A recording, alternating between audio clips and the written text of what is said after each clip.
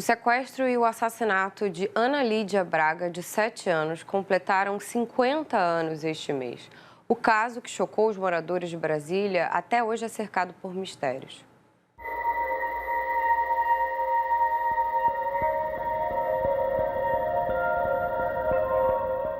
A investigação não chegou a bom termo, até por interferência política do mais alto escalão da República. Quando o delegado Aidano Faria disse isso, 30 anos atrás, já se passavam 20 desde que Ana Lídia Braga havia sido encontrada morta, aos 7 anos. Nascida em julho de 1966 no antigo Hospital Dom Bosco, a menina era filha de Álvaro Braga e Heloísa Rossi, ambos servidores públicos, e era irmã de Cristina, de 21 anos, e Álvaro, de 18, uma família de classe média. Uma criança que todos diziam ser meiga e adorável.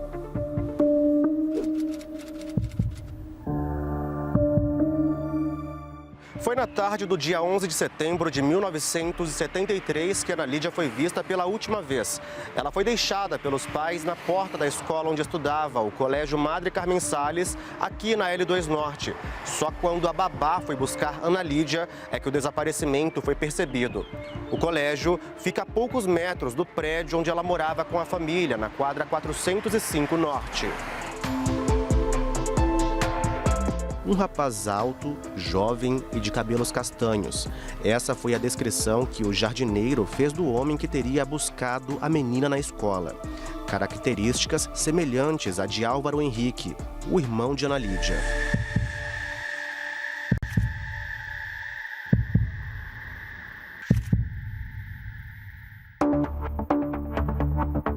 Oito da noite. O delegado que pegou o caso, José Ribamar, recebeu uma ligação. Um homem dizia estar com a garota. Exigiu 2 milhões de cruzeiros, o que hoje seria algo como 11 milhões de reais. Ao telefone, choro de uma criança. O pai de Ana Lídia também recebeu um bilhete, pedindo 500 mil cruzeiros num supermercado perto de casa. A polícia não deu importância por causa da diferença entre os valores exigidos. À 1 da tarde, o patrulheiro Antônio Moraes encontrou parte do corpo de uma criança enterrado nas proximidades da Universidade de Brasília. O corpo era de Ana Lídia. Ela estava sem as roupas, com os cabelos cortados, machucada e com sinais de estrangulamento.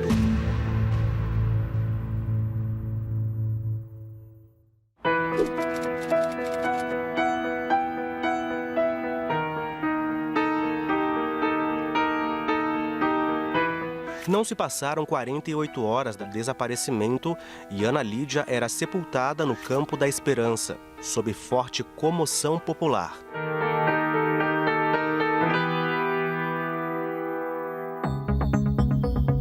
Mas uma ausência chamou a atenção, a de Raimundo Lacerda Duque, amigo da família e subordinado da mãe de Ana Lídia no Departamento Administrativo do Serviço Público.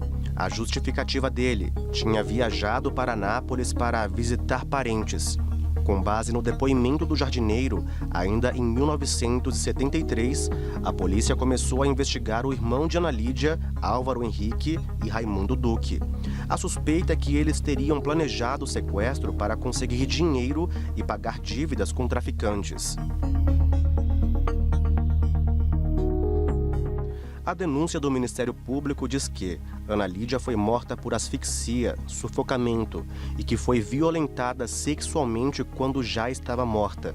Os sinais estavam no corpo, em preservativos e num papel higiênico com material genético encontrados no local.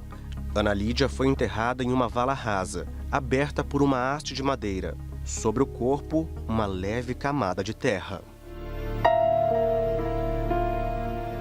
Pouco mais de 6 meses se passam e uma nova testemunha aparece nessa história. É Fátima Soares Maia. Ela diz ser próxima de Álvaro e Duque e, em depoimento à polícia, conta que eram usuários de drogas e que Duque sequestrou, torturou e estuprou ela em um matagal. Fátima disse ainda que filhos de políticos importantes em Brasília a ameaçaram e também estavam envolvidos no crime contra Ana Lídia. Os citados são o filho do ministro da Justiça da época, Alfredo Buzaide Júnior, e Eduardo Rezende, filho do senador Eurico Rezende. A denúncia provoca uma reviravolta. A justiça, Álvaro diz desconhecer Fátima. Ela o acusa de mentir, mas pouco tempo depois passa a negar tudo o que havia dito e sai da cidade. Em seguida reaparece e aos jornais diz que só desmentiu porque estava pressionada e sob ordem de abafar o caso. Fátima reitera, Rezendinho e Buzaide Júnior também estavam envolvidos. Gastaram muito tempo, conduzindo esses relatos da Fátima, sobretudo, que parece-me que uma testemunha-chave, quem tinha uma relação de proximidade com o Álvaro, com o Duque, desvia a atenção para uma situação que ela não é o foco. O foco ali seria a apuração, a autoria, exatamente.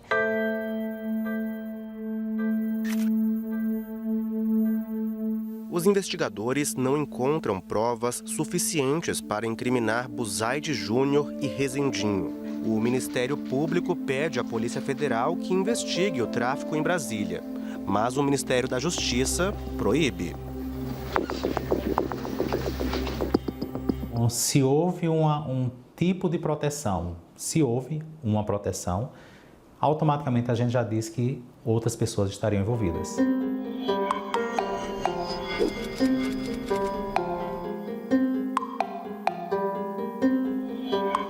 Álvaro Henrique e Raimundo Duque são absolvidos por falta de provas.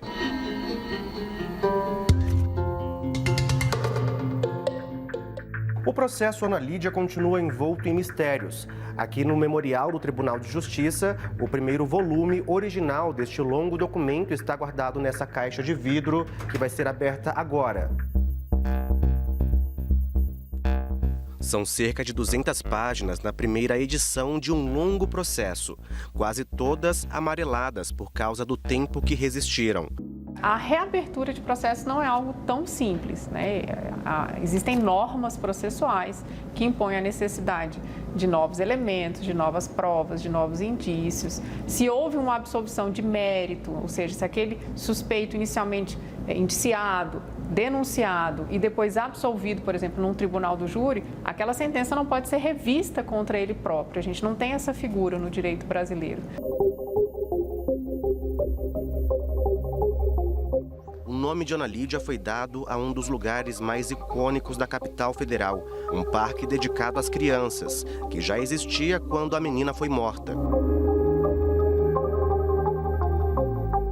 O caso também virou tema desse livro, Silêncio na Cidade, que estampa na capa a menina e o parque.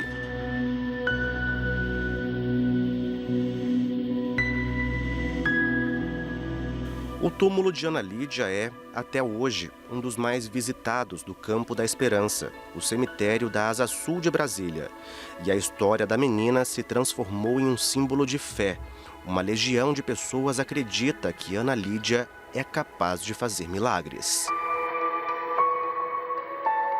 Acredito que ela é uma santa, porque foi a morte mais bárbara que eu já vi.